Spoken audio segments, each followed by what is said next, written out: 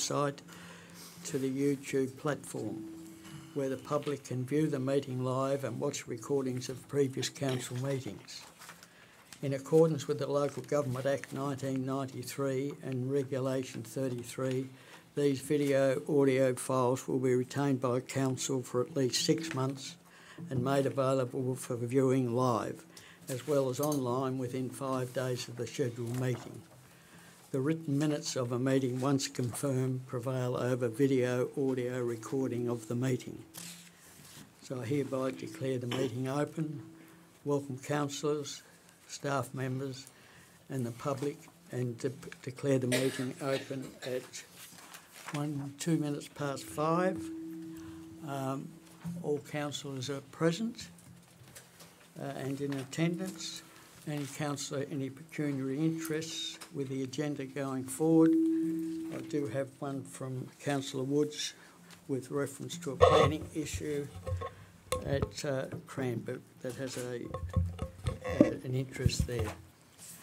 So you'll be asked to retire when we discuss that issue. Thank you.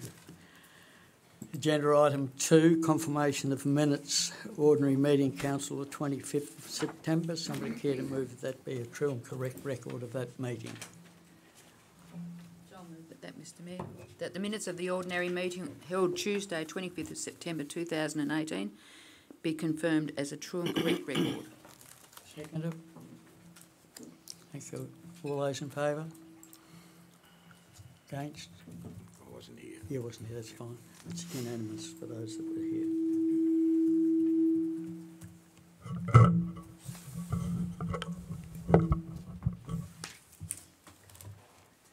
Agenda item 2.2, workshop held on the 9th of October. The recommendation is the council notes this for information. Agenda item 3, Planning Authority section, under Regulation 20.5 of the Local Government Meeting Procedures Regulations 2005, the chairperson hereby declares that the council is now acting as a planning authority under the provisions of the Land Use Planning Approvals Act 1993 for section 3 of the agenda. The recommendation of council now acts as a planning authority. Someone care to move? Councillor Crawford, do you have a second? Move that the council now acts as a planning authority. Second. All those in favour? Unanimous. Thank you. First agenda item is the one Councillor Woods will adjourn from. Thank you. Which is 3A, retrospective approval tree removal, lot 1, Glen Gala Road, Cranbrook. Mr Mayor, I would move that pursuant to section 57 of the Land Use Planning and Approvals Act 1993 and Glamorgan Spring Bay Interim Planning Scheme 2015, the application for retrospective approval for demolition of a non-conforming use crematory and cemetery tree removal, DA 2018140, at the Amos Family Cemetery on the land known as Lot 1, Glen Gala Road, Cranbrook, CT 198605/1, be approved. Second for that. I'll second that, Mr Mayor. Open for discussion, councillors. Mr Mayor, I'd like to speak to the motion, if I may. This matter is essentially a family dispute where council is damned if we do and damned if we don't. The management of the cemetery should lie with the extended family and not solely the applicant. There is an opportunity to create a cemetery management trust with all families acting for the good of the gravestones. They are the heritage for the generations to come, not the 2 trees that were cut down. I implore the current generations to look at the bigger picture for the future of the gravestones and to work cooperatively to ensure their survival for the next 150 or more years and for the generations to come to value and respect. Thank you. Thank you. Further comments, councillors? Councillor Wisby. Thanks, Mayor Kent. I'd like to... I have a few questions, but I did speak with a planner earlier today. One of those questions were... This is a complex matter, this one. It says council staff have engaged Paul Johnson Architects to provide an independent heritage review and Abetz Curtis Lawyers to provide additional legal advice. And the reason I asked the planner, how often do we obtain a second view at ratepayers' cost? You know, normally the cost is borne by the applicant, and I found this to be quite unusual. And so, and I was wondering at what cost it was to ratepayers to provide to get that those opinions and that report. General Manager, do you wish to comment? Mr Mayor, it's not unusual for us to seek professional advice on DAs. I'm not aware of the cost at this stage, but it's not unusual for us to seek professional advice that's outside of our scope. So we'll take the cost on notice. Thank you. I'd also like to move an amendment to the motion.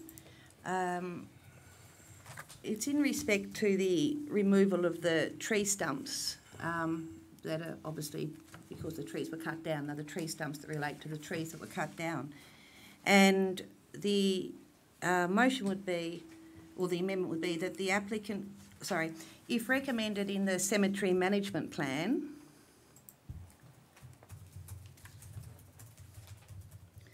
that the applicant contribute to cost of the removal of the stumps up to $1,000, comma, to be held as a bond by council for a maximum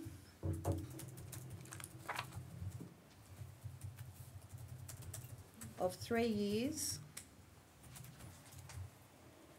to be released to the property owner on receipt of invoice for stump removal. And the second amendment relates to a question I asked to the planner earlier today, where he said irrigation occurs over the gravesite, over that land, and it has and it will continue to. And I certainly support Deputy Mayor Arnold in ensuring the survival of the grave sites themselves. So my second is that no irrigation is to occur on land and roadway known as CT 2548/72, registered number P for Paul 198605, and all that area of Crown land situated adjacent to Glengala Road, comma, Cranbrook in Tasmania,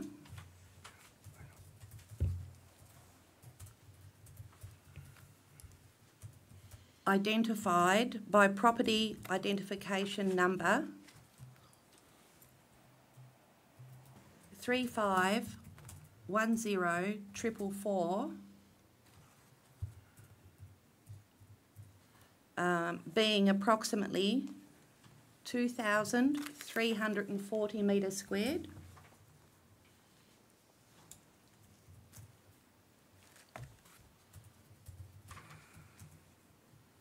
That was 2,340 metres squared, shown, outlined in red on the attached Crown land plan. So I'll show the, so that's the amendment. And I'll just show the planner the amendment, and what it relates to is a Crown land lease here that runs up to the land in question and the access way. So it's a 50-year Crown land lease that relates to that property. Okay. So we have two amendments.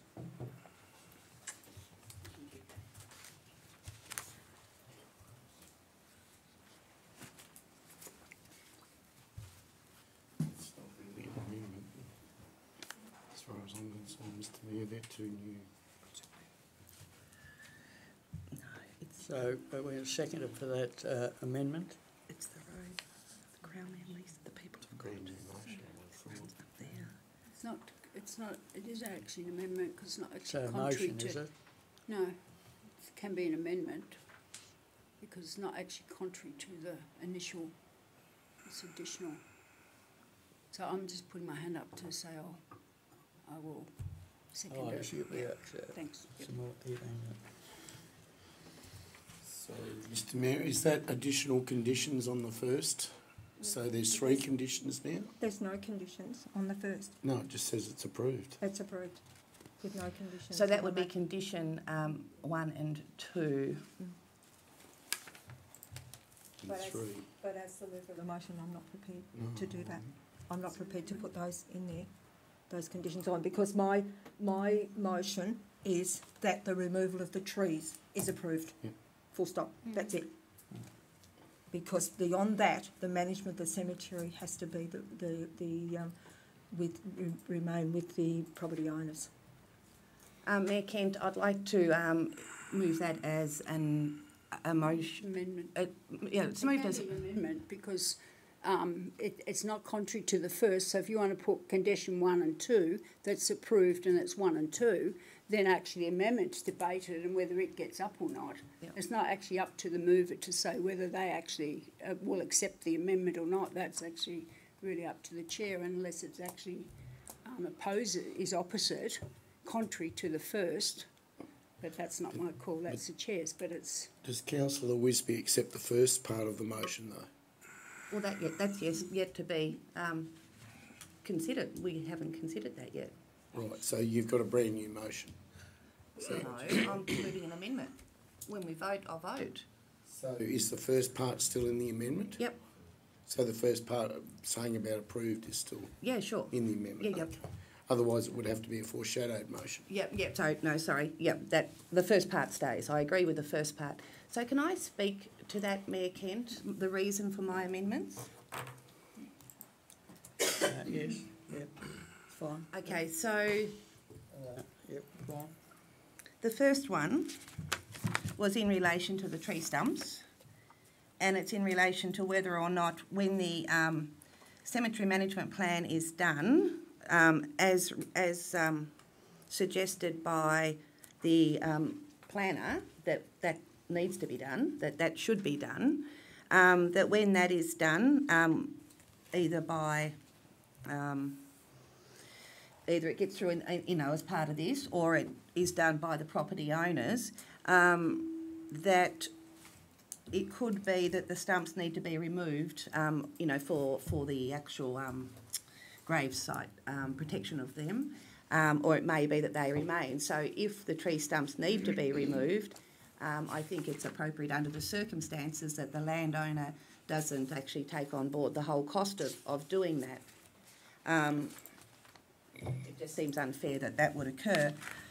The second point is the irrigation, and whilst one may say that is not a direct planning consideration, nor is the suggested or recommended condition for a management plan, but in saying that to irrigate somebody else's land can be regarded as a nuisance and quite inappropriate.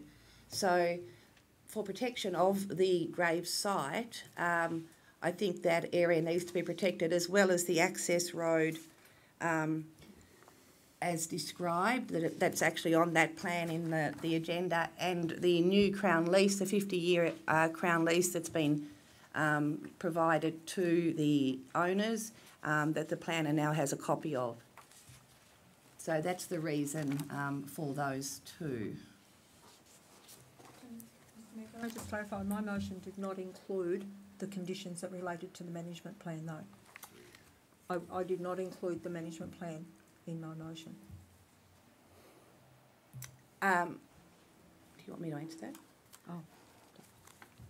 So, as I said, it doesn't matter if it's a management plan within this document or within that, what's agreed by council, or if it's a future management plan that the owners may wish to get on their, on their own because they wish to get one.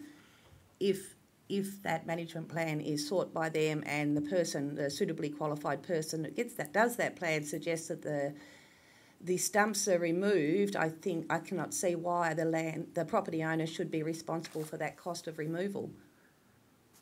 The property owner, Mr Mayor, if I may, the property owner or the applicant, because we're talking about two different people here. The property owner. But you've suggested the applicant here. Correct, because the property owner would be getting the management plan for their own property. So, right. So So- the property owner is the representatives of the deceased estate. Correct. Right. So that the applicant. So that the applicant Okay, contributes all right. $1,000 towards the cost of the removal of the stump if the management plan states that that is recommended.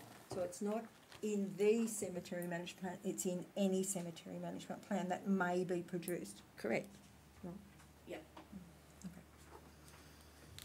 Mr Mayor, could I just ask the planner for advice to the council on whether those conditions can actually be part of a planning approval or decision? Through the Mayor, the irrigator is not something that this planning authority has any scope to control. It's outside the planning system. So the current pivot irrigator did not require any planning approval. It's a no permit required activity. It's not possible to come in later on and try and regulate how that occurs. There's no head of power to impose that condition and that restriction on the pivot. Under planning, but there is under other legislation within council. Through the Mayor, I'm not aware of any other legislation that council would have any authority to control over. But as stated, it is outside the planning authority, and we're sitting here as the planning, or you're sitting here as the planning authority. You cannot consider matters outside the head of power that's afforded under the planning scheme and LUPA. But a management So, plan does. My advice to the council is that suggested condition 2 cannot be included. Mayor, can I please clarify that if that sits outside of what we're supposed to do, wouldn't the management plan for the cemetery itself also sit outside? Because that was the advice that I received today, that we can't actually enforce it. There's nothing under LUPA to say there has to be a management plan for the cemetery, yet it's a recommendation. Through the Mayor, the application is assessed under the Local Heritage Code, which has provisions that relate to when this is classified as a demolition. So there's some performance criteria that's set out.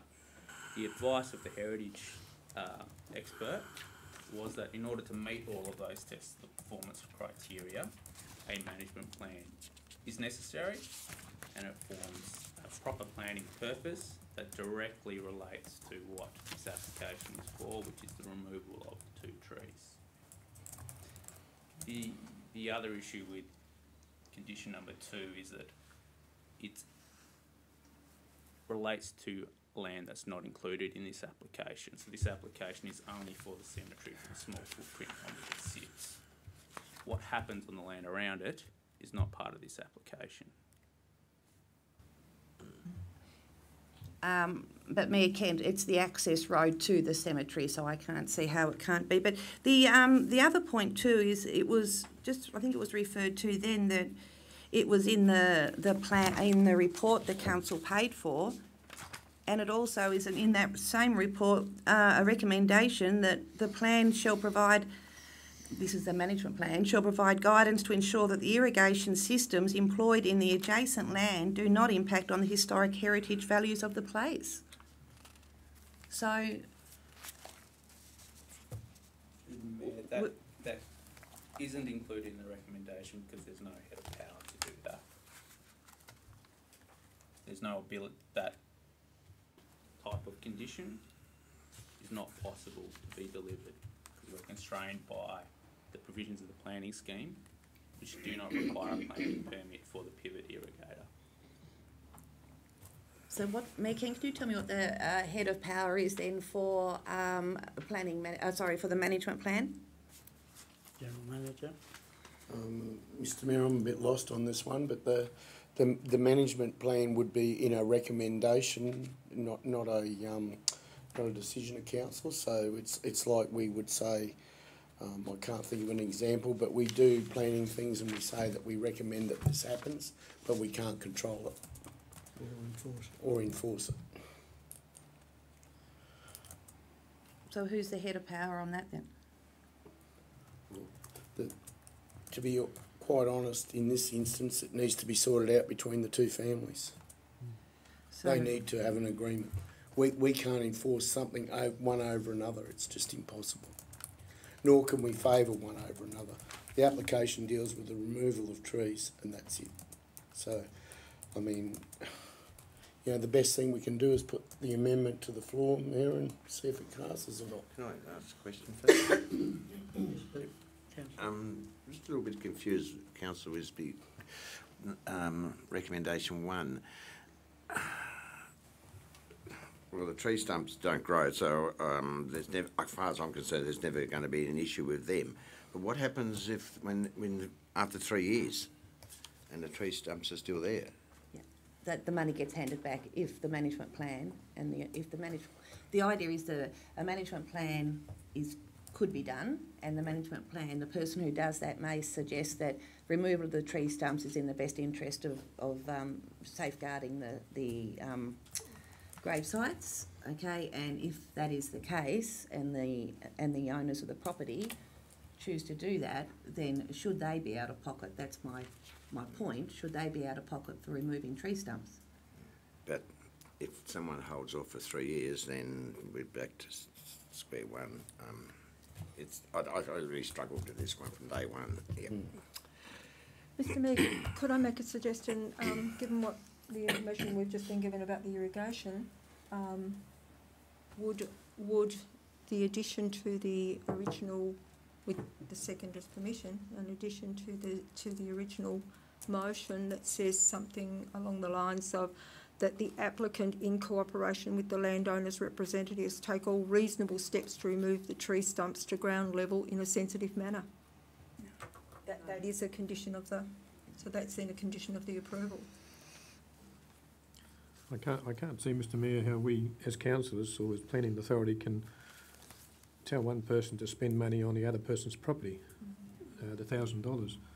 The management plan, yes, can be put together by the Amos family descendants. They can do that, but I can't see why Adam Greenhill has to, put cost towards that particular management plan. It's private property as such. Mayor King, can I just clarify that, was it Mr Greenhill that cut the trees down and created a tree stump? Isn't that the point? Yes, it was. Apparently Well, that's the point. wasn't It's it? that tree Greenhill? stumps created by somebody. But it wasn't on his property, yes, that's the problem we have. That's right. Okay, so we put the amendment. Which amendment we put in? This one here? Councillor Wisby. Both 1 and 2?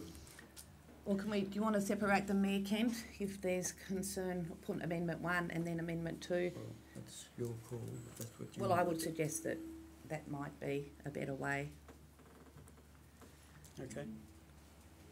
I'm not sure that can happen in a planning decision. I don't think that can happen. I think the amendment will have to go in its entirety because this is a planning matter. I'm not totally sure of But that. Mayor Kent, in the past we've amended planning conditions. I mean, why is today any different to any other day in the last 4 years when we've actually done that?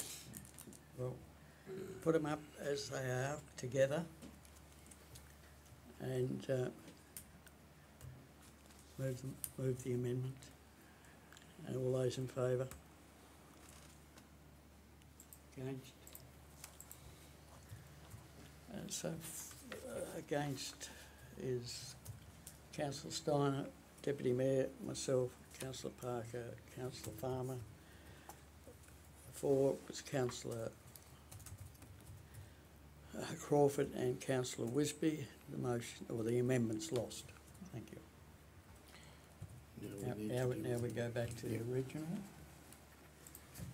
Councillor Crawford. Thank you, Mayor Kent. I have a question to the planner. Like most councillors, I've struggled with this. It's been on the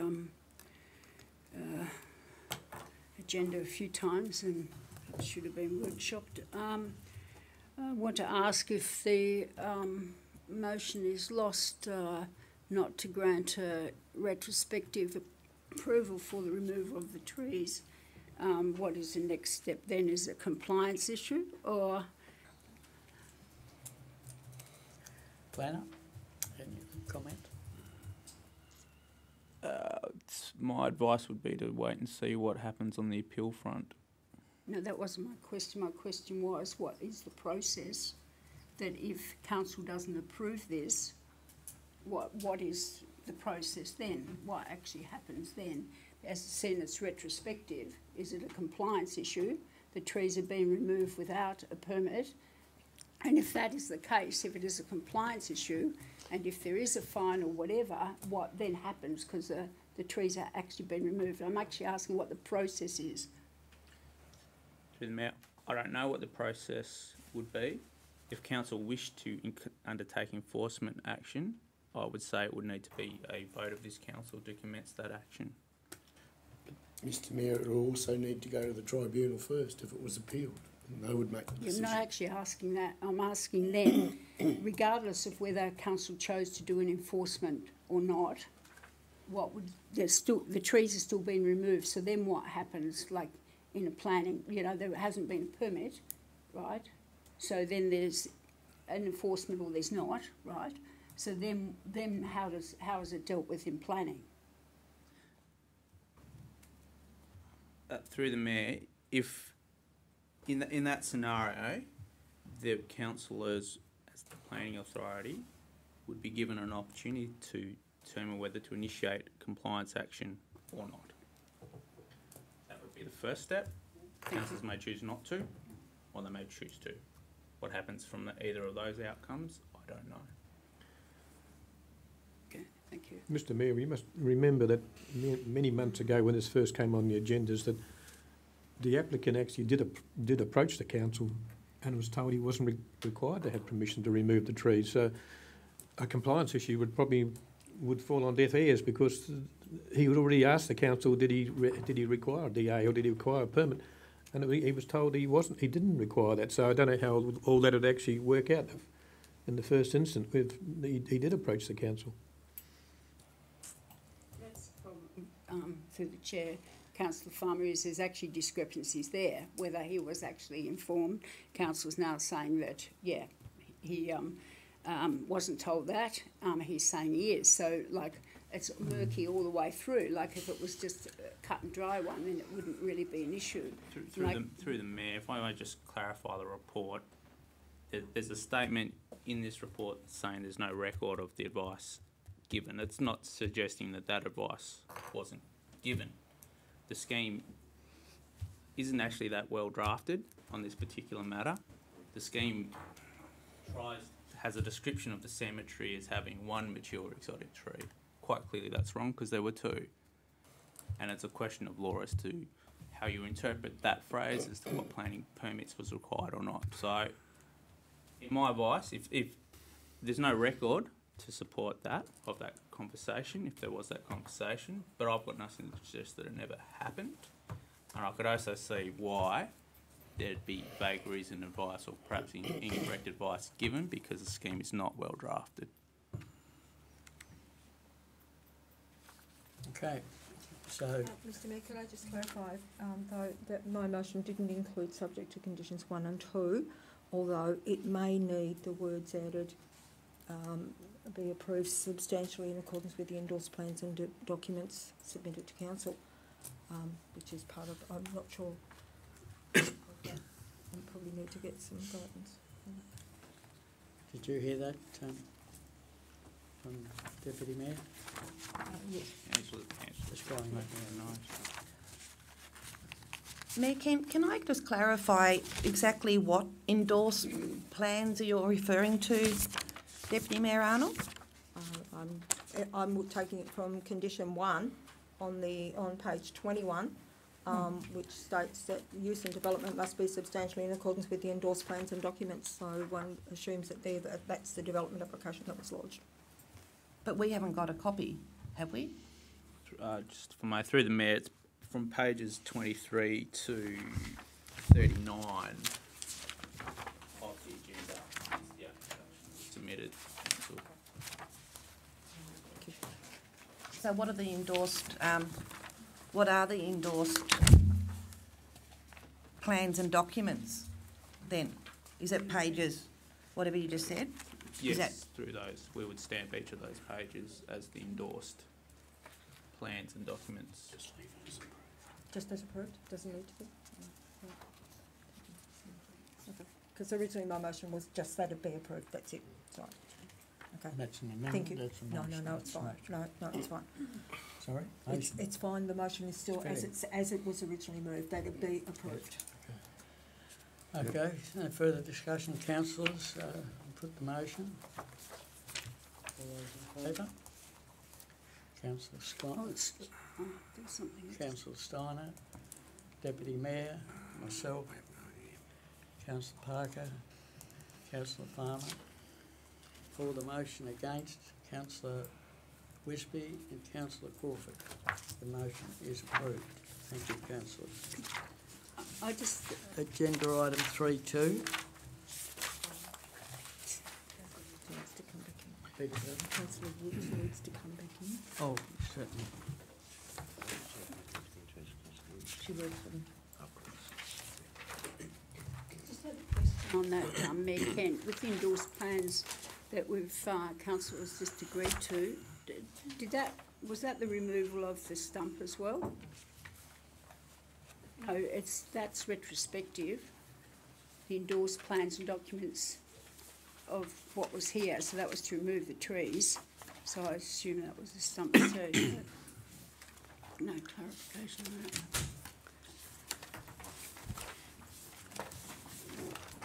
that. Thank you, Councillor Woods. The recommendation has been approved. We're moving on now to agenda item 3.2. Change of visit accommodation at 69 Old Spring Bay Road, Swansea. Mr Mayor, I would like to move,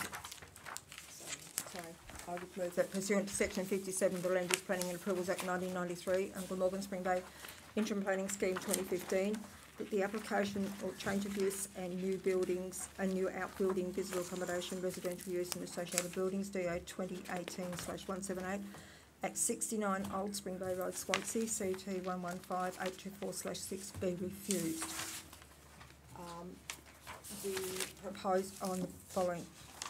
The proposed visitor accommodation does not meet the requirements of 26.3.2A1C in that it exceeds the maximum floor area of 160 square metres, and 2, it is not in keeping with the intensity of the area in that it will create 2 residential facilities on a site in an area which is characterised by single dwellings, and 3, the proposed side setback of 25 metres does not comply with clause 26.4.2 P2. The site is large enough to accommodate the correct setbacks on all boundaries.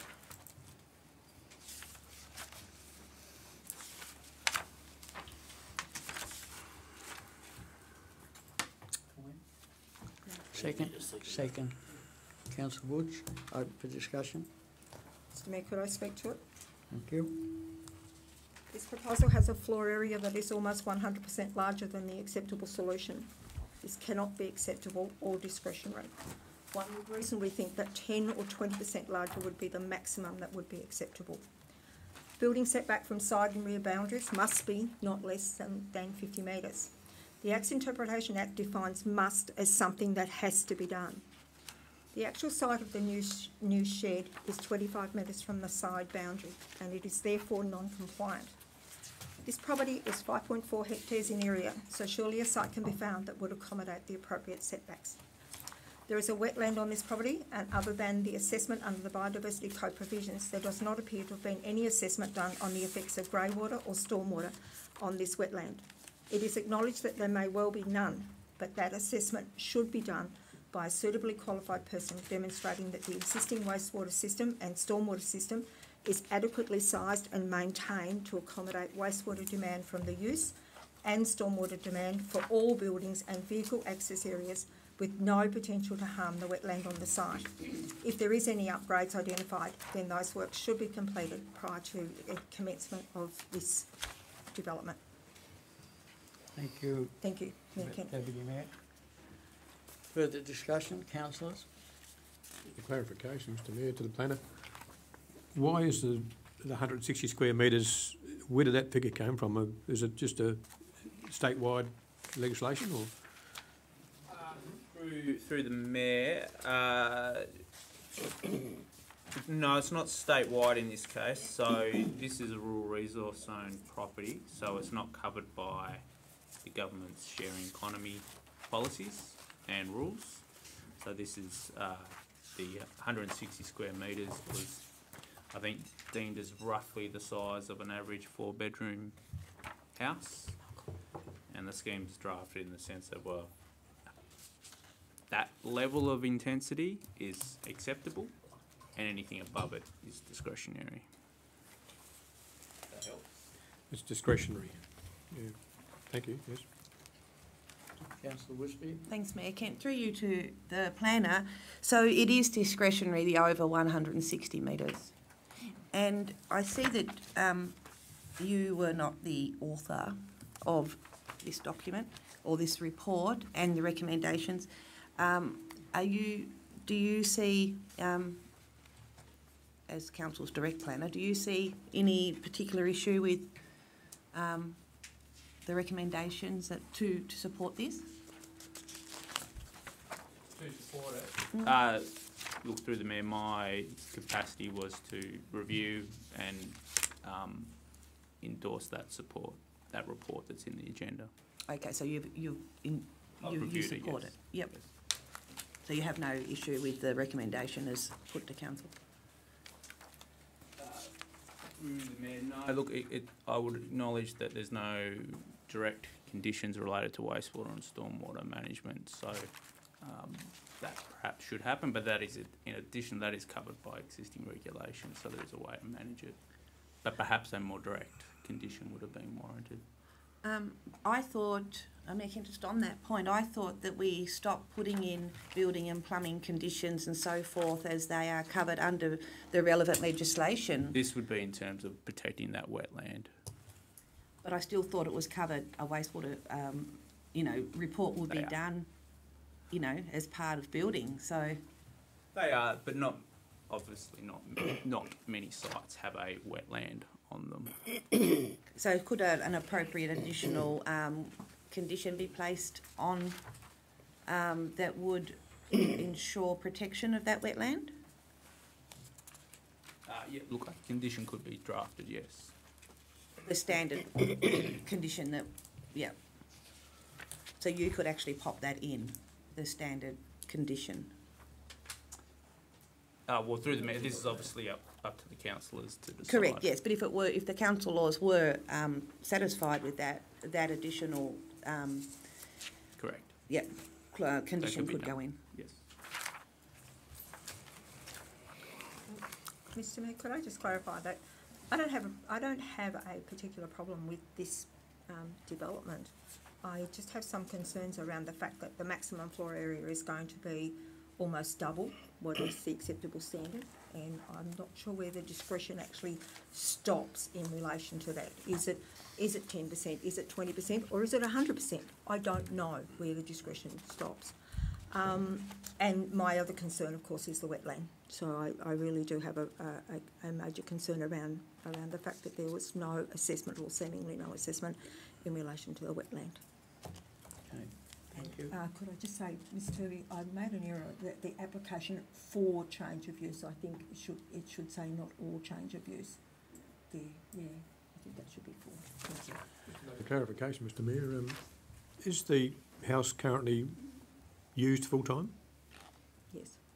I believe so, yes. And is, I presume under this report that's been done, the planner visited it's 5.4 hectares. And he would have picked up any kind of abnormalities as regarding the septic system or whatever it may have been. There was no, he didn't pick up any problems there because the fact that they lived there at the present time. There was no specific inspection done on the wastewater. So it was referred to our environmental health officer, who is of the view that provided the occupancy of visitor accommodation doesn't exceed the design capacity of the wastewater system, then whether they're full-time residents or Airbnb type guests makes no real difference on the capacity. It says 8 persons here, the maximum 8 persons. Yes. Thank you. Councillor Crawford. Thank you, Mayor Kent. As councillors will be aware, of quite often during the years talked about where setback doesn't apply or comply, and this is one of the times where perhaps the land is cleared that I would actually support the non-compliance with the setback, particularly if councillors be aware on the pages of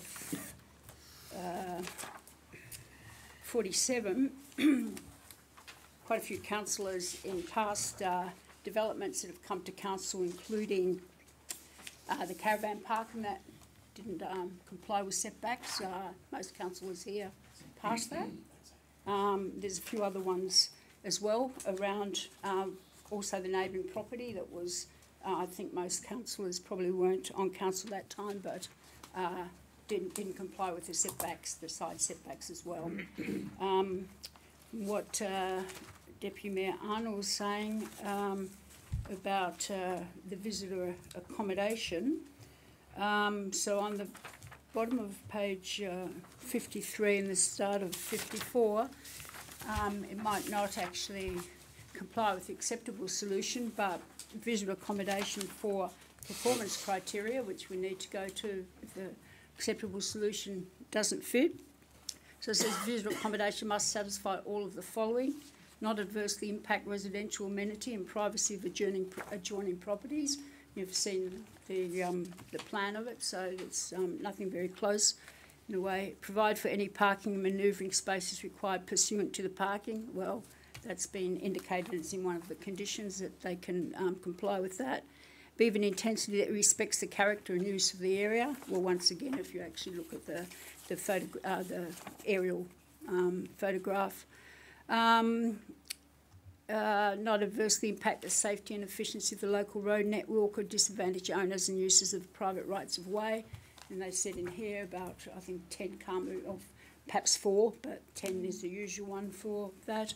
Be located on the property's poorer quality agricultural land or within the farm, homestead, buildings precinct. Well, I'm not sure if councillors, probably most would be aware where that is. It's very rocky. It's not, although there is some land close by that council subdivided into 20-hectare lots that was okay agricultural land and not fed to the rural resource use of the property of adjoining land. Well, councillors probably remember just not that long ago the council decided to pass a subdivision that's just a neighbouring on this property, which is that you can see in the top figure 1 is that area.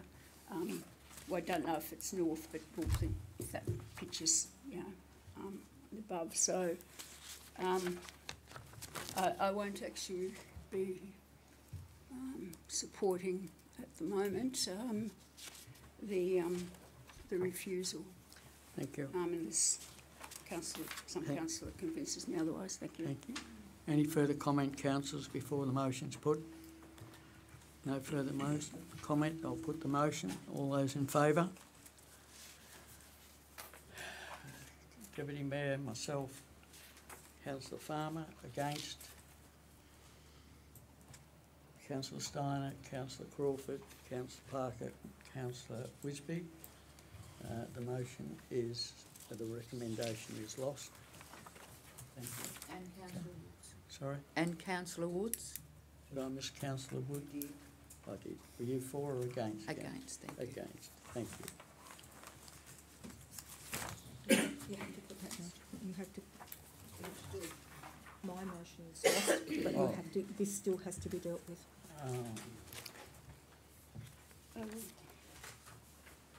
Councillor Crawford. Thank you. I'll put the motion that's on the same as the recommendation that's on page 59 and 60, 61 and 62. So with those, the same conditions. Right. Any further discussion on that? I'll second that, We need a Mr second. Mayor.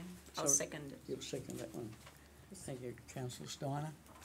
Mr Mayor, Deputy Mayor. I would like to see an additional clause placed or additional condition placed that does protect the wetland. So words to the effect that the developer must, prior to the commencement, the developer must submit a report from a suitably qualified person demonstrating that the existing wastewater system and stormwater system is adequately sized and maintained to accommodate wastewater demand from the use and stormwater demand for all buildings and vehicle access areas with no potential harm to the wetland on the site. With no potential to harm the wetland on the site. And should there be, should any upgrades be identified, that work must be completed before the commencement of the use.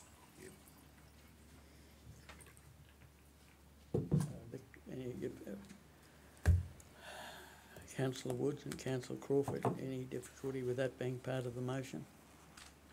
Sorry, Mr Mayor, it's Councillor Crawford moved the motion and Councillor Steiner seconded. Seconded. Thank you, Councillor Woods. It's got to be that time of the day. Thank you. Do you want me to read it again, Ms Tilby?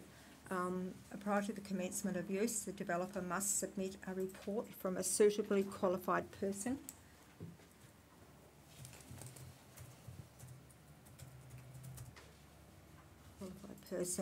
demonstrating that the existing wastewater system and stormwater system is adequately sized and maintained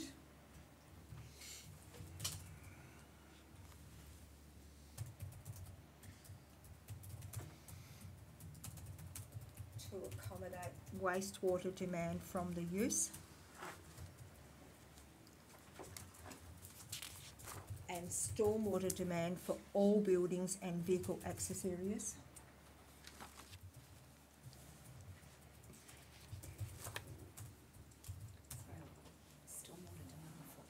And stormwater demand for all buildings and vehicle access areas, comma, with no potential to harm the wetland on the site. Should upgrades be identified,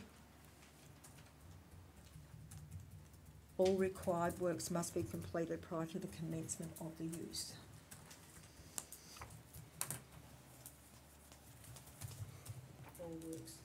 All works. Should upgrades be identified, all works must be completed. All works must be completed prior to commencement of the use. Any further comment from councillors before I put the motion? That's, I think, Mayor Kent, that will be an amendment because I'm not actually prepared to accept that with my motion because for a start the house is already there and being used, so I don't, and it's only for change of use on that. It's not. So that those things already apply certainly to the house, not for the change of use.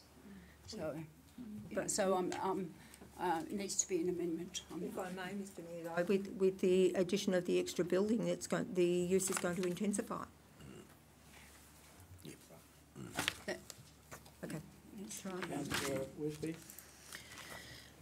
Just, it says something about a report to be done. Suitably qualified person is adequately sized. And given to whom? Is it to the general manager? It doesn't actually say where that report's to go. Well, I'm guessing it would go to the general manager. That's the normal process. Yeah, but I think it normally is, and like submit it to the general manager or something or other. And to the planner, Mayor Kent, do you normally use the words no potential to harm wetlands on the site? I don't think many people would design something that makes that big statement that it can never harm. You know what I mean? Like things fail and something happens. Is in your normal wording for protection of wetlands, is that the word used, like no potential to harm? You can minimise, but you can't guarantee. Through the mayor, I don't see any issues with how that's worded. We can't obviously guarantee that a system wouldn't fail, but the intent there is that it's certified as a compliant system because of its size and with an appropriate management regime in place. So I think in this case the target of no potential to harm is reasonable. Okay. So put the amendment. No, you Once haven't, again? got it as a motion yet, Mr Mayor. You haven't got it as a motion. No. So,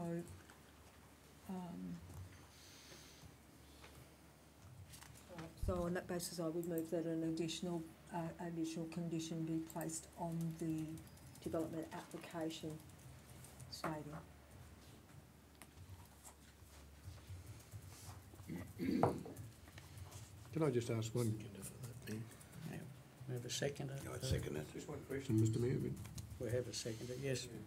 I can't see any kind of bushfire management plan in the actual recommendations. Is that, in the fact that it's lightly bushed over the whole area, is that should be included, or? Through the mayor, that if this permit is granted, there'll need to be a building permit process. Oh, to go through that then. change of use to Okay. the shed. It'll be picked up That'll be then. picked up then, right? Thank you. Okay, any further discussion before I put the Yeah, I'm amendment? just waiting for the seconder so I can, who's the Seconder seconder? for the amendment? Yes. It was Councillor Parker. It's not up Yes. there, that's all. Councillor Parker.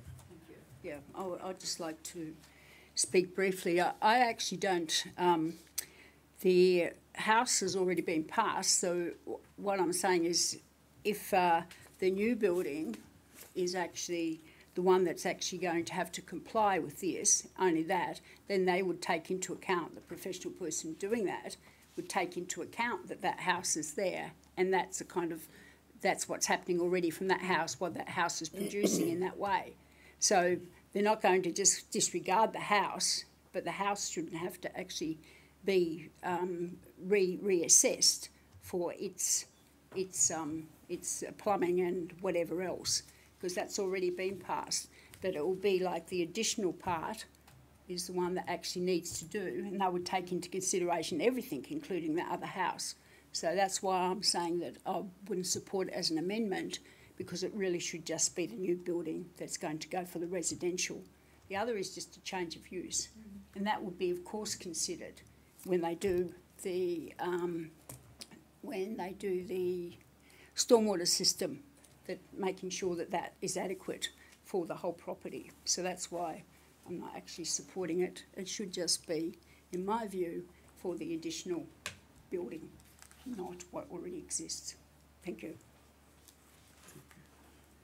Any further question, comments? Councillor Parker. Thank you, Mr Mayor. What Councillor Crawford has just said to me has contradicted what Councillor Arnold said. Her statement I felt was spot on. You look at the plans of the site. We are extending the building more, and as Councillor Arnold said, we need to protect the wetlands. What you're saying is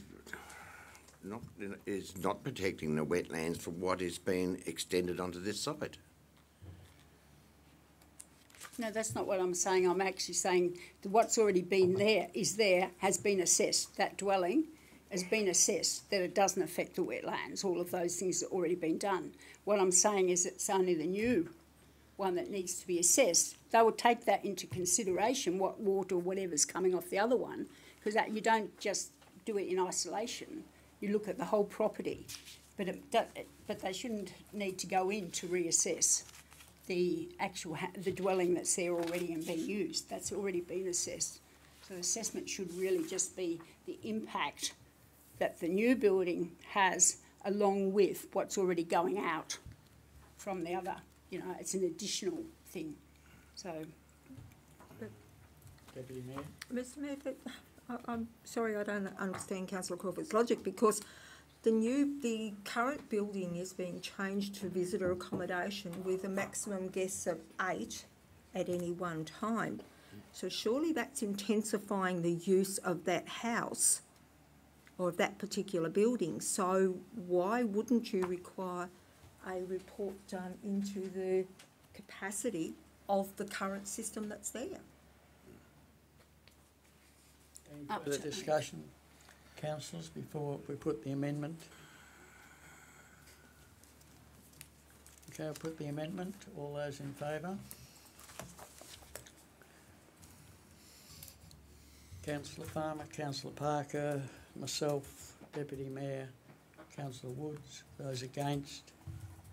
Councillor Steiner, Councillor Crawford and Councillor Wisby. The amendment has been approved. Now we're back to the motion, as I understand it. Any further discussion on the motion? No further discussion. I'll put the motion. All those in favour? Councillor Woods, Councillor Steiner, Councillor Crawford, Deputy Mayor, myself, Councillor Parker, Councillor Wisby, Councillor Farmer. Unanimously approved. Thank you.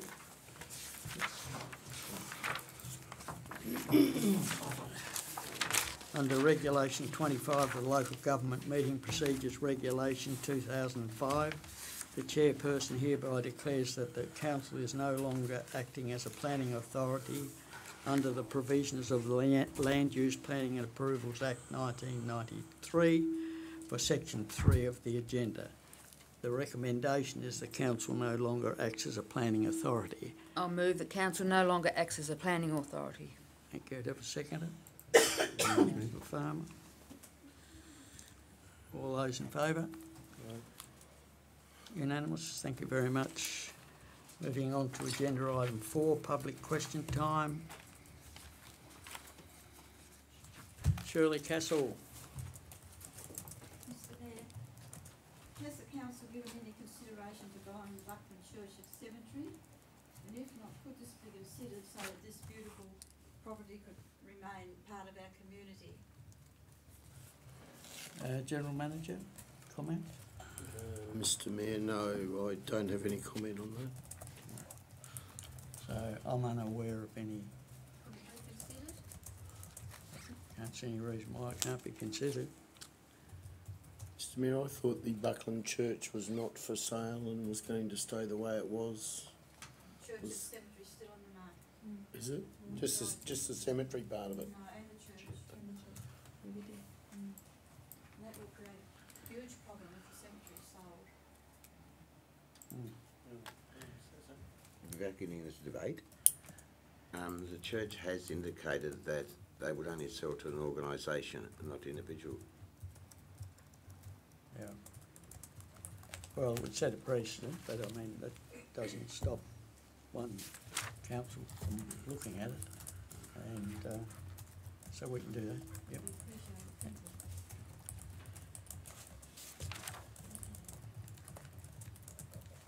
Steve Barrett. Question is to the Mayor. About the concept of the 2 golf courses on Canberra Green. Do you have any guarantee at the present time whether those golf courses will be private or public? Will the community have access to them? My understanding is, as we speak today, yes, the community will have access to them. Thanks very much. Anne Hill? Through the Mayor, can I just ask the council, do we have a total number of public representations to Glamorgan Spring Bay with regard to Canberra Green yet? My understanding is we have an extension out until the end of November. No, I understand about that. Sorry, I'm asking about the total number of representations. Do we have a figure? Council officers completed their work at this stage? Planner? Through the Mayor, yes. We're aware of the number of representations. So we have the number. That will be all released in the 39 report. 39 report, and when's that?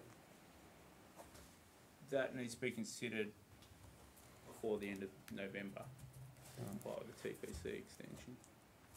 Okay, so my second question would be, so how many days' notice will be given to all representatives of when the Section 39 will be considered by council?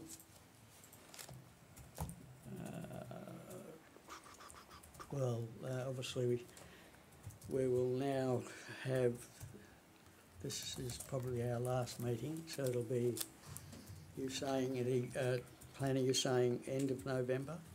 So what are we saying? It has to be dealt with by the end of November. So it'll be in the December meeting, council meeting? No, it has to be at the TPC by the 30th of November. November's council meeting. General Manager? Mr Mayor, I think it's 5 days' notice for an ordinary meeting and it's 2 days' notice for a special meeting. Okay, thank you.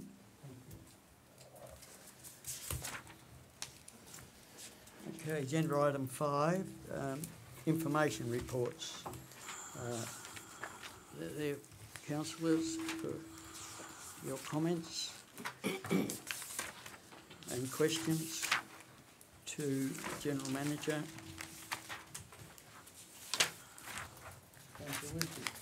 Mayor Kent, last month I asked the question about the valuation on Harvey's Farm Road. It was in relation to the block of land that was sold, that was being Yes. transferred. Yes. And you said we'll let you know the figure. Yeah. But I haven't had any response to that. Do you know the figure? Mr Mayor, it's 350,000. Thank you, General Manager. And on page 78, it's about the revised EBA, and I asked Councillor Crawford if the EBA, the signing off of an EBA was a decision of council, and she was unsure. So can you advise any revision or alteration to an EBA, is that a decision of council? General Manager? Mr Mayor, no it isn't. Operational? Is that what, how is that, through what, delegation or through the Act? And if so, which part? I think, Mr Mayor, in the Act it actually says that the General Manager does everything with regards to human resources and staffing. Councillor Crawford? Mayor Kent, I actually meant to bring it, I don't think I have, but when Councillor Wisby called, I actually looked up the delegation that was passed in 2014 or 15, and it does actually say in that, under the delegation, that any agreement or whatever needs to be okayed by council before it's signed off on. It's actually in the delegation, and I'm sorry, I can actually... Okay, well, yeah. on that basis, Yeah. we'll take it on notice. Mr Mayor, you can't have a delegation that's against the Act, and that's against the Act. And yeah, fair enough, it might say agreement, but it doesn't say an EBA or a staff agreement. It is talking about it in the Okay, section. it's going to I take it don't on believe notice. Thank you. Moving on. Send it to... Page 90, the Bicheno Triangle. Mayor Kent, I don't know if you've heard the report, but I've heard a few that the 90-degree parking has caused some problems and difficulty in reversing, and there's even been some dings, you know, where people come out. And when I was up there recently, when you've got a larger car parked next to a small car, it's actually really, really difficult, and particularly when it's sort of like an area where people walk and it's busy, it's difficult to see. So are you aware if that area is being looked at for safety, you know, whether or not 45 degrees is a better option or nearer? Works Manager, thank you. Comment? As through the Chair, the stage 1 of the Bicheno Triangle development was designed around the Australian guidelines. which meets all the car parking requirements for widths and through traffic lanes, so everything does comply. I have had a couple of calls in relation to the parking, but I think that's probably more in the fact that people are changing from angle parking to 90-degree parking. The car parks that were designed for stage 1 are actually wider than the minimum requirements as well. So I think it's just a matter of being more careful when you're driving and negotiating parking. Based on that change, yeah, thank you. Further comments? Page 98. Now, Ken, you probably will recall last meeting I requested that events include, like council events like concerts or anything that's put in the agenda actually includes where to buy the tickets from or where to get tickets from. And there's a concert in here at Swansea that's just been cut and pasted. It appears from last month's information without the information on where to get the tickets from or the price of the tickets. So again, can I ask that information is put into the agenda to make it easier for people? Page 99 also, it refers to the newsletter. I see that newsletters are not mailed out now, the C-Speak. So how are we obtaining email addresses and advising residents and ratepayers of this change? Well, again, I'm not sure that that's 100% correct. I think some of them C-Speaks are mailed, and obviously we do about 6 a year, or four a year. So, General Manager, you might like to nail that better than I. Mr Mayor, it's never been a condition that they're mailed or not mailed, and it's according to budget whether we... Also, so it's fine, and I agree with the cost, it's fine that, around half of our ratepayers are non-permanents, and the fact that they may not, be at a local business to get that information. So hopefully, it's important that people know what's going on. It's communication. So if they're not receiving that advice to say, give us your email, how are they ever going to get the C-Speak, possibly? You know what I mean? So I don't know what the answer is, but that was my concern, that the information's not getting out to our non-permanents. But I agree that the cost is excessive. So maybe there's something we can do somehow to make that better. Thank you. Page 108 was about the dumping of green waste. That was in the NRM report. Dumping of garden waste on coastal reserves continues to be an issue. So council brought in free green waste with some restrictions, but it's pretty like it's good. The free green waste.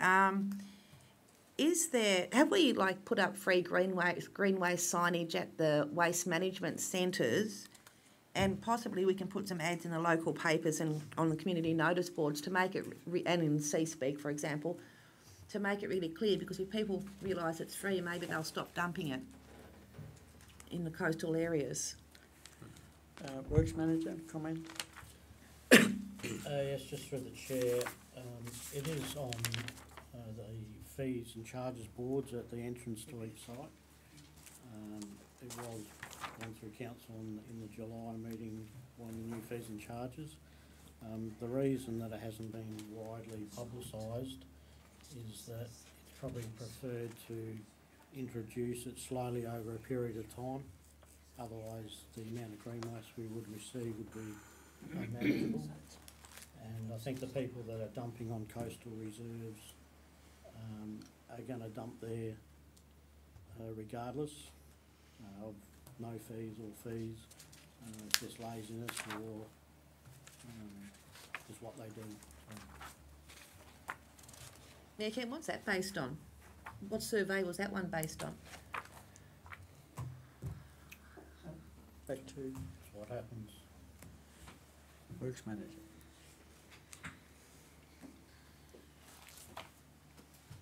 Any further comment? Councillor Wisby? Councillors? Councillor Woods? Thank you, Mr. Mayor. With this could possibly be my last council meeting, I'd like to again congratulate Kelvin Jones, ESM, on the work that the volunteers do up there at Glamorgan Spring Bay SES, and also all other volunteers throughout the municipality. I think they do a tremendous job, and they are recognised for what they do, but it's still nice to be given a bouquet every now and again as well. I've got a question through you to the Works Manager. It's stormwater drainage. On page number 90, sorry. A number of rural roads, culverts and side drains have been reshaping and cleaned. Can you elaborate on to which roads they would be? Yes, through Mr Mayor. We're actually doing a sweep of our whole road network at the moment. We've got two crews, one in the north, one in the south, and they're basically we're starting from the southern end of our municipal area, which is south of Buckland, and we're working north to the Swamport, and that includes a lot of unsealed roadworks and cleaning of drains and culverts, because we're just trying to get through the whole network prior to Christmas.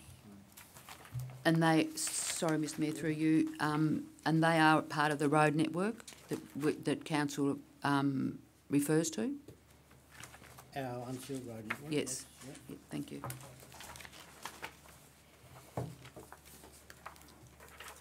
Any further questions, councillors? Another question, if I may, through you to Manager of Development and Compliance, Mr Wells. On page number 92, renewal notices were issued along with the rates notice. A number of complaints were received this month. This department is operating with the compliance order. Could you elaborate on the complaints that the department has received? Through the Mayor, look, they relate to barking dogs principally, or dogs at large. So that's mainly the complaints that you've been receiving. Thank you. Thank you. Further questions, councillors? Councillor Parker? Thank you, Mr Mayor. I only have one question, and this is on page 108. It says the draft master plan for the Orford Bird Sanctuary and surrounding is being developed to ensure its protection. Who's involved in that? What was the question? Who's involved? A draft master plan for the Orford Bird Sanctuary and surrounding is being developed to ensure the protection. Who's involved in that? General Manager? Mr Mayor, I've no idea. Maybe the Chair, Deputy Arnold.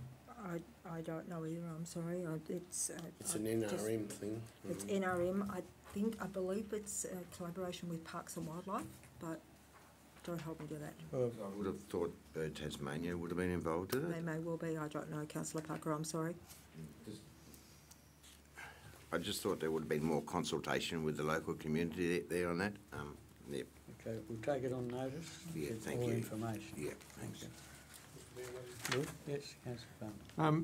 Given the fact that we've had some retirements from the council, do we have a full-time compliance officer now, because we're coming into summer with dogs, etc.? We have it, through you, Mayor, we have it slightly covered at the moment, but... Slightly covered? Yes. So we're going to have it fully covered by summer? We may bring in contractors, but we will have it covered, yes. We brought in contractors last Christmas. I just see that on Spring Beach present time we have fences already around the nesting of the little plovers, the water plovers. Yep. And there's lots of dogs on the beach at the present time, not on leashes. It's being there at the right time, Councillor Farmer. I know it is. I'm there all the time, so I see it, but it's just a problem we have if we haven't got a compliance officer. Thank you. Any further comments, councillors? No further. The recommendation that the management reports be received and noted. Agenda item 6, minutes of section 24 committees.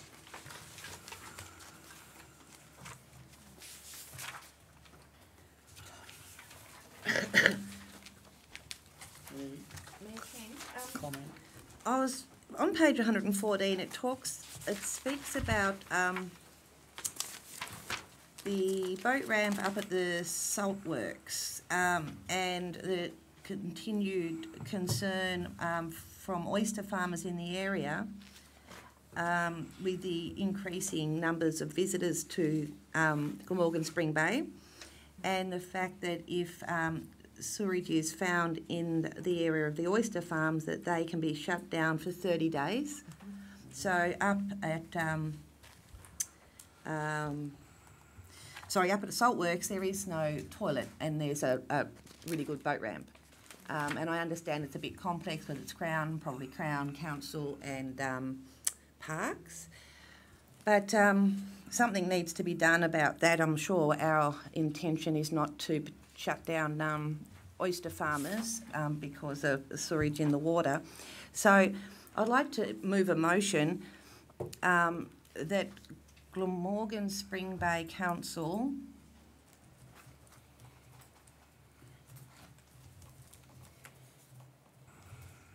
General Manager undertakes a review of public toilet facilities in the municipal area for sites where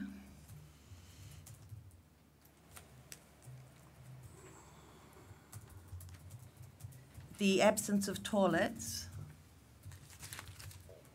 may negatively impact on existing businesses and public health, full stop. Second for that motion. Not quite finished. That a report be presented to council at a workshop within 4 weeks, including a solution for toilet facilities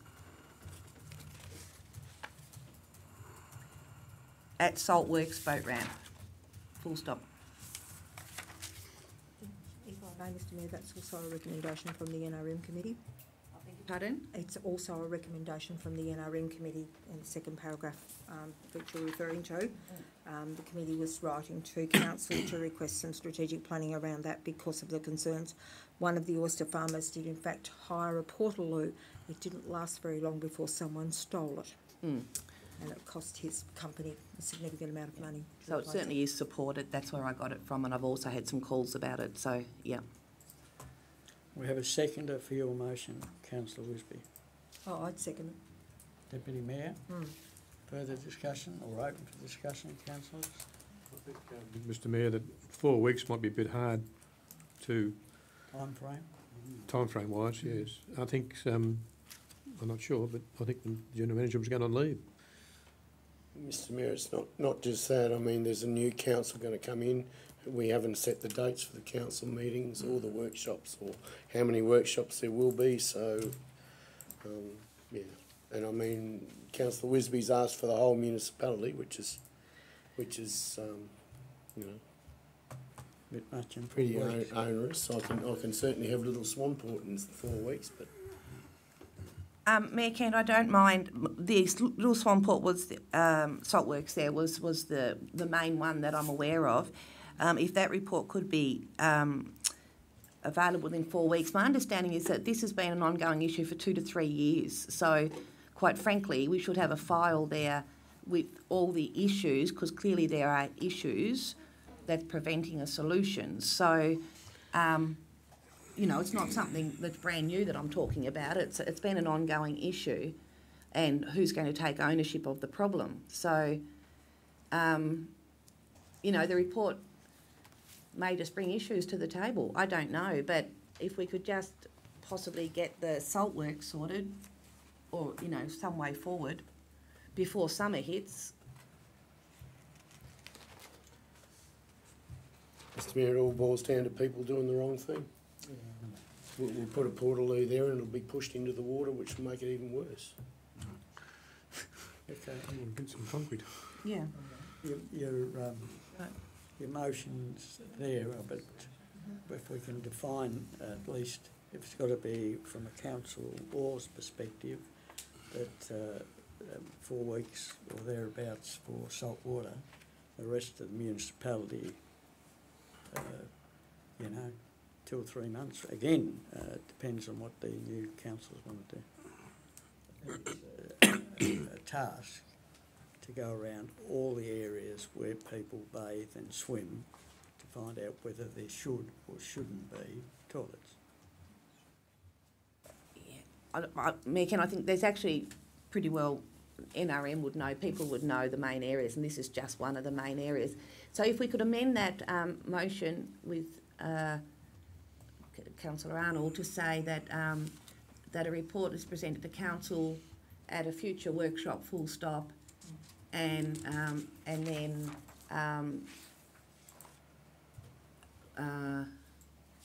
a report on a solution for a toilet facility at Salt Works is presented within 6 weeks or something. Yeah, well, To a workshop. We just got to be a bit mindful that we're on Christmas and all the rest of it, and all the holiday users. I understand where you're coming from, but we've got resources, and they're going to have their breaks and all the rest of it. And people need to go to the toilet, and there's businesses up there that'll shut down and been asking for 3 years. You don't have to convince me of that. Yeah. But I As just Councillor Farmer said, put some concrete in it and they can't tip it over, so... Councillor Wisby, within 6 weeks, you said, I think? Yeah, 6 weeks, yeah. Might be a... Thank you. Any further comment on that before I put the motion? We did get a seconder? Yes, We Mayor. did, yes. So I put the motion, all those in favour? Unanimous. Thank you, councillors. Agenda item 7. Contact section, are we still on? Sorry? We're still on section 24 committee? Yeah. Yep, yep. I'd like to make a comment, if I could. As everyone knows, I'm not going to be here next year, so next month, so I won't be able to defend myself, so I need to put this out here now. We all knew the saga of the Coles Bay Hall Committee that I was on. I was appointed council representative on the Swansea Hall Committee. Jason sent an email out saying that he'd called a AGM, and he sent it out on the Friday. The AGM was on the Monday. My whole computer system down on my phone and at home was down for 12 days over that period of time. I finished up contacting council, and the IT bloke from Sorrel finally got that fixed 4 days after the AGM was on. So therefore I never turned up the AGM. So I contacted Jason afterwards and explained to him why. So I just wanted people to know why I was an apology for the AGM. Okay, thank you. Any further on the reports? Councillors, move on. Councillor Crawford. Thank you, Mayor Kent. On page 113, it's just a question that near the fourth bottom, where Cheryl, it says, but Council Deputy Mayor Arnold advised that the SAP has not yet been approved. Council received about 400 representations, which planning staff are currently working through. I'm just wondering, seeing where that figure comes from, the 400 representatives. It's just That was the figure I was told, Councillor Crawford. right. It's one that's been floating around the council office for a period of time. It's the last one that I heard. Any further comment, questions? Otherwise, we'll move on to agenda item 7, the officers' report requiring decisions. Mayor, I'll move that council approves, oh no, not that one, sorry, it's the wrong one. But I will move that council approves the proposed Christmas closure period whereby business closes Friday the 14th of December 2018 at 5 p.m. and reopens Wednesday the 2nd of January 2019 at 8:30 a.m. We have a seconder for that. Councillor Steiner. Open for discussion, councillors. Councillor Wisby. Thanks, Mayor Kent. Just looking at this, staff annual leave will be taken where required. So is every normal working day whilst on leave deducted from the individual employee's annual leave entitlement? General Manager? Yes, it is, Mayor. Yes. I certainly do not support a closure of some 3 weeks.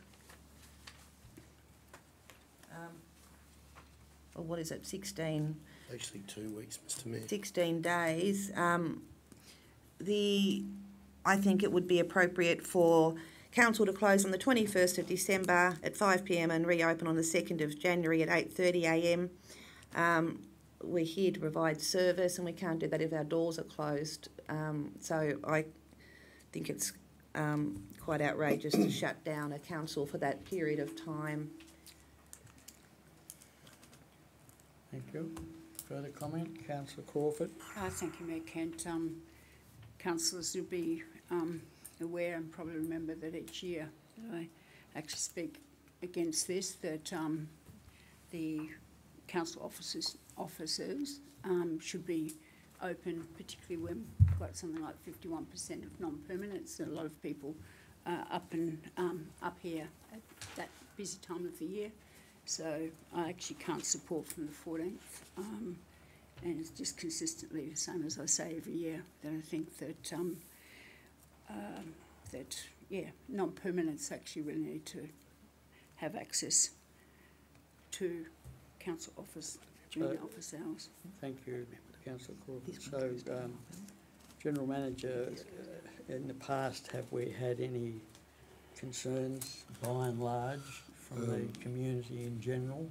Mr Mayor, we certainly put things in place for bin collection, normal operations. It's normally just the admin centre that's closed. Even the bank is okay with this closure. It's been done for the last 4 years. It's a great time for staff to take annual leave and it reduces our liability considerably. So, complaints by and large?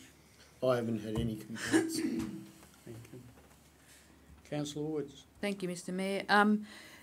I take on board what the General Manager said about the bank being happy or quite happy with it being closed over Christmas, but I know that there are a lot of businesses that bank with Bendigo Bank and they find it very frustrating to have an agency here that they can't access for some 16 days. I find it unacceptable because business, it's at that busy time of the year. They've got to then, if they've got to bank money, they've got to go to Sorell or to Swansea with quite a huge amount of money sometimes. I'm quite happy to put an amendment to this to say the Friday the 21st of December? Yeah, I would be quite happy to make it Friday the 21st of September to... December, sorry, to the 2nd of January. I think that's fair and reasonable. 3 weeks I think is just too long. It's 2 weeks, sorry. 2 weeks, Mr Mayor. That's what they have, 2 weeks off, do they not? Now, under this current Yep. recommendation? It's nearly 2 weeks, Mr Mayor, under this. It's 2 weeks under the current recommendation that was moved by Councillor Woods. Now the amendment is a week and a couple of days. 9 days. I haven't got a calendar in Well, front of it's me. 9 days now, yes, Mr Gibb. Is that sorry, Mr Mayor, if I may ask through you to the General Managers, I haven't even looked at the calendar to see what day Christmas Day falls on this year. Tuesday, so that's Tuesday and Wednesday, and obviously Monday will be public holidays. Yep. And that's taken into consideration. That's taken into consideration with the 14th date. Correct. To give. As I said, it's worked well in the past, and I mean the Bendigo Bank agency, fair enough, but you can't have a staff member here just doing the Bendigo Bank. Oh, I fully appreciate that. It's just the inconvenience for the business owners and the like. Councillor Parker? Thank you, Mr Mayor. Point of order, Mayor Ken. I think, did you put a... No, just did withdraw. You put an amendment? I just threw it in there, if I may, Mr Mayor, threw it in there. As a discussion point. Discussion point. Yeah, thank you. Councillor Parker? Thank you, Mr Mayor. I fully support this closure. As I said to the General Manager last year and the year before that, it's a cost saving when staff goes on leave. It's normally you have to pay someone to fill their position. It's sensible practice for any business to do this. Yep. Thank you. And, I say, Councillor Woods, we're Bendigo Bank, and I know you're a part of Bendigo Bank because you came and saw us. But we need to remember that you're aware Bendigo Bank is moving, so it may well be the new apprentices by then. Yeah. Through you, Mr Mayor, I wasn't aware that Bendigo Bank was moving, but anyway, that being said, it's irrelevant to this conversation. Okay, sorry. I don't want to be a stickler, but you have no pecuniary interests in this discussion. Absolutely not. No. So my understanding, for what it's worth, is that the new area for the Bendigo Bank is purely and simply to discuss finances and opportunities with clients and have nothing to do with deposits and withdrawals. That remains here, as I understand today. Okay. That's what I've been told today by Bendigo Bank. Now, if they back off on that, Mr Mayor, I'd just like to add that if it's an issue for businesses with the Bendigo Bank, then I think it's something they need to put to the Bendigo Bank, the individual businesses, rather than council having to deal with it. okay. Mayor Ken, can I just say there's a bit more than Bendigo Bank that we do here. We also receive building applications and planning applications, and I assume if we're not here, the clock doesn't start because the date stamp doesn't go on. So, you know, that can also have an impact on people lodging documentation that have statutory timeframes. Yep, absolutely, and it's happened year in, year out. Correct. And no complaints, as I understand. Yes, there has been complaints. Well, I'm sorry, I'm being told by the General Manager there's been no complaints. So we'll move on before it gets out of hand. Thank you. So your motion. Somebody second Councillor Lisby's motion?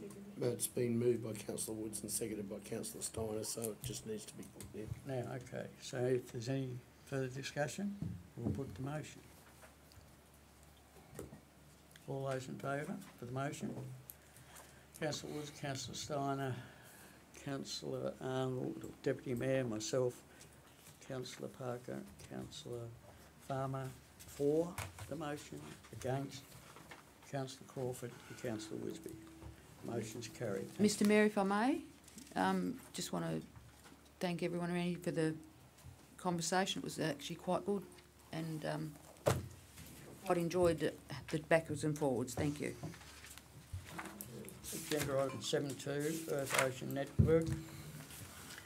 Mayor, I'll move that... sorry, Councillor Wisby. Oh, you did, sorry. Thanks, Mayor Kent. The Council approves a grant of $1,000 to Earth and Ocean Network Inc. towards the cost of purchasing a motorised fixed cinema screen for the Bicheno War Memorial Hall. We have a seconder for that motion. Councillor Crawford. Any further discussion? Councillor Woods. Thank you, Mr Mayor. I was just wondering whether we could make an amendment to this as to be 1,321 for the full amount of money that they asked at the top of their request. It seems to be what's left over owing to purchase this apparatus. And it is discretionary. I'm happy to change it. I'm happy to put it up. Okay. So that's accepted by the two people. Yes. The mover and seconder, sorry. All right. So any further discussion, councillor? No further discussion. Put the motion. All those in favour? Thank you very much. Carried. Thank you, councillors. 7.3, Swansea Chamber of Commerce and Tourism. Mayor Ken, can I move this, that Council approves a grant of $1,000 to the Swansea Chamber of Commerce towards the cost of revamping and updating the town map, full stop. Just take the rest of it off. And I can tell you why in a moment. keep this? No, you need a seconder so I can tell you why. Second of Deputy Mayor. Open for discussion, Councillor. Thank you. So the reason why is I was speaking with Neil. Nearly house, Point of order, it's Mr Stanley. Mr Councillor Stanley, Wisby. sorry, Mr Stanley, and Better off if you don't use any names at all. he was saying that the map. So this refers to updating the town map, the original motion, updating the town map / billboard sign at the Swansea RSL car park. So he advised that those extra words wasn't what was requested, because they want to do a town map, and that would be used for electronic means, for printed on paper, and for signage, for future signage. So that would include any billboard. So rather than, it's about the revamping and updating of the map in general, and then they'll be able to use it for whatever means they wish to use it for.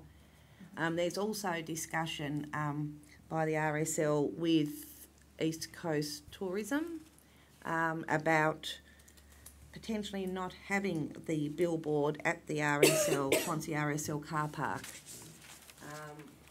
So that discussion is underway at the moment. So I think it sort of makes it messy if we leave those words in there. There wasn't just no need for those words. So that's the reason. Further comment from councillors? So, is that an amendment or? you're going to remove those words? Just remove those words. Just waiting to see who anybody else wants to Mr comment. Mayor, that's the actual motion that was moved, so they're already removed. Updating the town map. Oh, yeah, that they have been removed up there. No further discussion, the motion, all those in favour? Unanimous? Thank you very much, councillors. Agenda item 10, motion tracking document. Comment or questions from councillors? Councillor Wisby. Mayor Kent, I only noticed this last night, unfortunately. It wasn't a month ago. In the August meeting, and I've gone back and watched it and listened to it, there was a motion moved that Council Sustainability Officer undertakes a review of the elder care units. And then the Deputy Mayor Arnold came in and said, could the elder care committee be involved in that workshop when the information was presented? And I said, sure. And I watched it getting typed up there, and it was unanimous. It's nowhere to be seen in the minutes, and it's nowhere to be seen on the motion tracking document. However, the first part of that discussion, the one about a rent increase has been put on here, but the other one just has disappeared, yet it was a motion of council.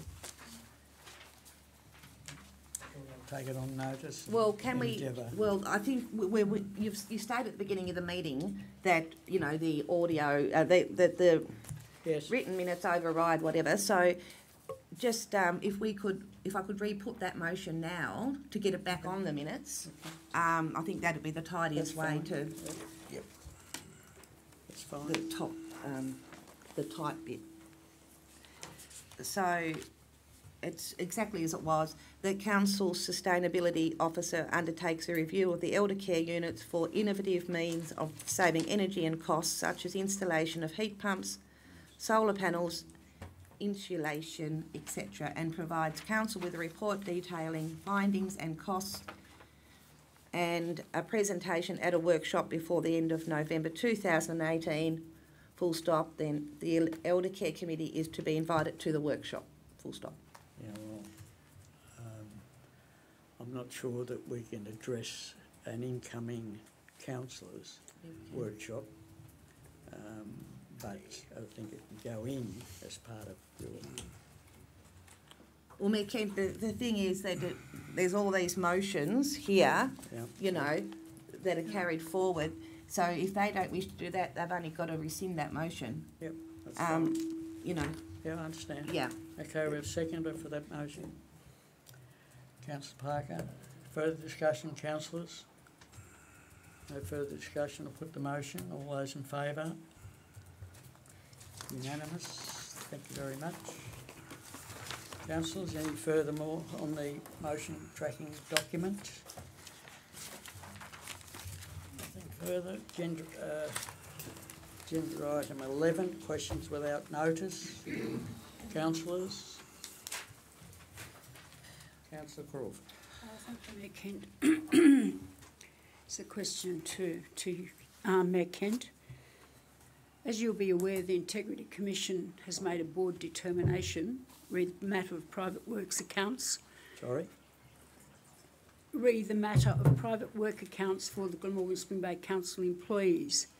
Furthermore, the Integrity Commission have requested that the Integrity Commission be notified of any action Council has taken or proposes to take in relation to this and other matters, and that's to be within 6 months. As a councillor, that is, as a member of this council, I've not been informed of the determination being made about this council by the Integrity Commission, let alone had an opportunity to make comment, yet nearly 3 months have passed since the determination was made. So my question to you is why, after a 3-month time lapse, have you not brought this matter to council? Because we've got 6 months. Yeah, but it's 3 months has already gone. Yeah, well, there's still 3 months. Well, it's a new council, so... Exactly. Yeah, thank exactly. you. My apologies, thank you for your response. Yeah. Thank you. My second question is re-signage. With the proliferations of signs, you might remember in the municipal area, some people have been asked to remove their legal signs. We talked about that probably last council meeting and the one before. In the process, and I think it was Councillor Parker that first mentioned the replaced sign by the East Coaster on Solace Land. And it's my understanding, according to the code in the GSBC interim planning scheme, that says a sign associated with the sale of goods or services must relate directly to the use of the building or site to which it is affixed, and there's no performance criteria. And to me that seems that these signs do not comply. So my question here, if I'm incorrect, my question is to Mr Wells, can you tell me under which part of the scheme these signs are valid? Through the Mayor, I'm not... I don't feel comfortable discussing allegations of breaches of planning schemes in a public forum. There's been no investigation by me as to that signs or not, but I don't think it's proper to really discuss those details here and to make those sorts of allegations. I think, Mr Wells, I wasn't making allegations, I was just asking the question, because that was actually discussed when that was brought up about whether it complied or not, and yeah, so I'll leave that there. Thank you. My last final question is, no doubt the General Manager will be aware that under Workplace Tasmania, bullying is defined as repeated and unreasonable behaviour directed towards a worker or a group of workers that create a risk to health and safety. The examples of behaviour, this is direct from Workplace Tasmania, examples of behaviour, whether intentional or not, that may be workplace bullying if they're repeated, unreasonable and create a risk to work health and safety. They include unjustified criticism or complaints, deliberately excluding someone from workplace activities, withholding information that is vital for effective work performance, and spreading misinformation or malicious rumours. My question to the General Manager is, given that the dot point withholding information that is vital for effective work performance can be determined as bullying, and given that other councillors have had their questions without notice answered, I ask again, and this is now the third time, why none of my legitimate questions taken on notice over the last 2.5 years have been answered by you. Mr Mayor, I answered that on several occasions, saying I have answered them. Councillor Crawford hasn't come up with any evidence that I haven't answered them. And I'm fully aware of workplace bullying, and we've had courses on them and invited counsellors to courses as well on them. And counsellors aren't workers, that's the other thing. So. Thank you. For that, Ms. Turvey. Any further discussion before I close the meeting? We all have, I think. Let Councillor Steiner go first. Excuse me, Mayor Kent, questions without notice, is councillors all finish their questions without notice? Because I think some councillors maybe want to make statements. I haven't closed it. No, I know, I'm just asking. I think people want to make statements. Yep, not a So problem. I'm just, Not a problem. I don't have a problem. Councillor Steiner. Mr Mayor, can I start making a statement? Yeah, certainly. yeah, Councillor Parker have a question first, though. that's why I was just asking if there was any more questions without notice, because I'm not really interested in question. Thank you. Can we hold back Councillor Steiner for a second? Councillor Parker, you had a question. Thank you. I have two, Mr Mayor. The first question is to Councillor Woods. The last meeting, even though I was off sick and I was unable to attend, you asked the question to the Mayor about the Prosser River mouth. Your comments were, Councillor Parker said that they didn't have enough money to pay the staff. That is not what was said, and I suggest next time you look through the audio of the previous meeting. What was actually said was, I said no one had the money to finish the job. That is completely different from putting it out there that the staff had worked and not got paid. So I want you to retract that statement. Thank you, Mr Mayor. I'll retract that statement, and I publicly apologise to you, Councillor Parker, for misrepresentation of your words. Wasn't intended to be an insult. However, I do apologise. Thank you. My second one is the Cambria episode.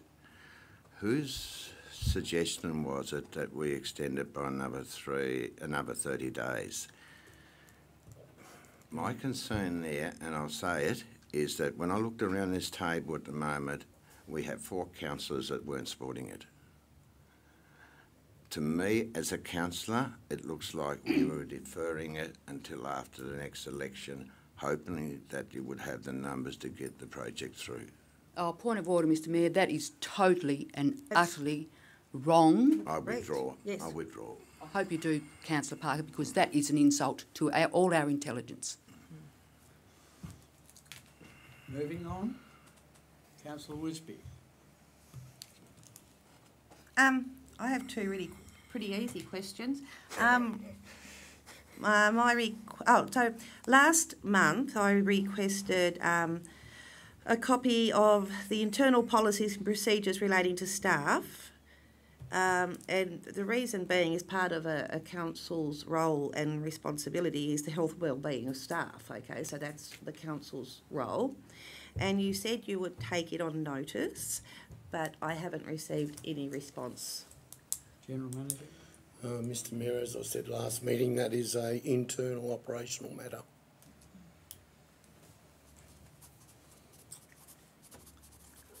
Second question, Councillor Woosby. That wasn't said last meeting, Mayor Kent. I watched the audio and it was not said last meeting. You said I will take it on notice.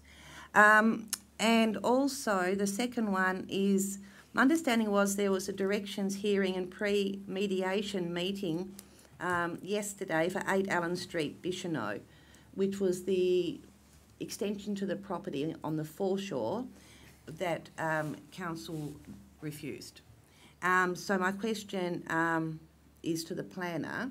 How did the meeting go, or the hearing/meeting go, and does council have a planner acting on our behalf on this matter? Through the Mayor, some modifications and further details were discussed to the plans, which have been circulated and we discussed further. There is no independent consultant planner engaged to represent the council decision at this stage. I have made efforts through 8 or 9 different planning consultancies to obtain services from some planner that was willing to represent council as an expert to support the council decision, and I've been unable to obtain any services. Okay, so Meg, At this stage, the matter will need to be brought back to the next council meeting to discuss further. so Mayor Kent, I'm a bit confused and really concerned Essentially, about that. Point of order, I'm now speaking. I'm confused because we have a planner like here, and the author.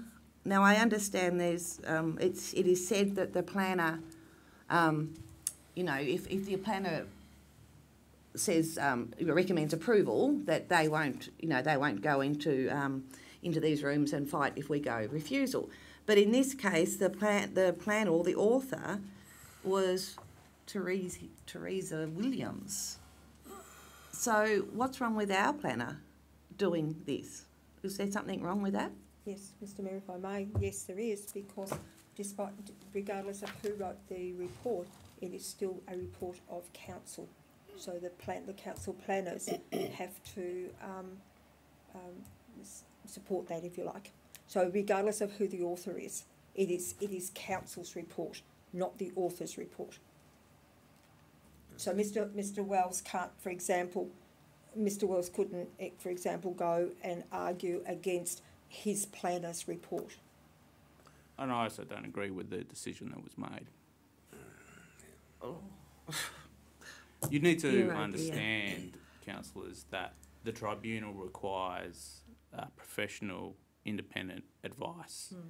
People that give that advice, whether it's me or another planner, they need to believe that and agree with that. They can't be hired guns, let's say. They need to support what they say. They can't just make it up. Okay, thank you. Any further questions without notice? No. No further questions? Deputy Mayor. Mr Mayor, as Councillor Crawford's rightfully said, I don't have a question. I just would like to make a short statement. Thank you. As this is the last council meeting of this term of council, I'd like to make some observations in relation to the last 4 years. There's little doubt this has been a very difficult council for a number of reasons, including some contentious issues that we've had to deal with. Tassal and Cambria come to mind. As a council, we've been accused of all sorts of indiscretions, lack of transparency, lack of consultation, lack of respect for the community, just to name a few. It is good we have so many people interested in our council election. Will this election change the face of Glamorgan Spring Bay forever? Sorry. Probably. Too many people are unhappy with the current councillors because of a perceived lack of consultation, transparency and deals behind closed doors. Having said that, just how much of the lack of transparency and community consultation is reality? Council is constantly under scrutiny from the Minister for Local Government, the Auditor General, the Director of Local Government, the Tasmanian Planning Commission and the community. To those councillors who are not seeking re-election, I wish you every success and happiness in whatever you choose to do with your life now it is not consumed by council. As the Deputy Mayor for the past 4 years, I thank both the retiring councillors and those seeking re-election for the work that you did for council during your term. Thank you. And may I add to that ditto. Thank you very much for that, Deputy Mayor. You're welcome, Mr Mayor. Thank you. That's right, Councillor Stein. Mr Mayor, I'd like to make a comment too. I'm not standing, as everybody knows, again, but I would like to say thank you, I guess, for the past decade of progressive infrastructure bills, social, cultural additions to the Glamorgan Spring Bay Council. And I think for a large part, they've been put in place by our former Mayor, Mr Bertrand Kadar, and our General Manager, Mr David Metcalf. And both these men have a vision that they shared, they have a leadership quality that they're willing to impart, and I think at times they were the ones guiding this municipality, and they were during some really dark times too. And I'd just like to point out some of the major developments that have happened within the last decade as well, that often go unnoticed because they happen slowly and you don't really see them. But, you know, taken over a span of a decade, there has been a huge economic boost to this municipality. The Triabunna Marina, including the commercial wharf, is one of those developments that I think has brought fantastic new opportunities to Triabunna in particular, but it spreads, you know, the economic benefits spread across the whole municipality. Construction of a new visitor centre and upgrade of the old historic school in Swansea that adds interest to the town. The new emergency services centre at Swansea costing around $1 million and providing an emergency control centre for the Glamorgan Spring Bay area, incorporating all emergency services, including the Coast Guard. The new state-of-the-art council chambers at Triabunna that we're in at the moment. All council halls have been upgraded now to an acceptable standard. The Bicheno Triangle works and major reconstruction on Murray and Makepeace streets in Bicheno, and they've cost an estimated total of around $1 million. The new information bay and upgraded parking area at Coles Bay. The award-winning gatehouse at the entrance to Triabunna, which offers information and toilet facilities to visitors. Council has been in profit every year, excepting where major flooding occurs and repairs where necessary. The increased confidence, I think, also in council by investors from the outside. The large grant from the federal government for the construction of a pipeline and dam to secure the south of Glamorgan Spring Bay with water and further development or potential development. Secured potable water for Bicheno and Coles Bay with advanced surety for Swansea. The successful recruitment and retention of 3 doctors for Glamorgan Spring Bay and a purpose-built medical centre in Triabunna. And I think those are just a few of the, I mean, I could probably go on, but a few of the major developments and, as I said, a great achievement, and thank you for sharing your vision. Thank you, Councillor Steiner. No further questions on notice. I'll close the meeting, declare the meeting closed at 2 minutes to 7. The live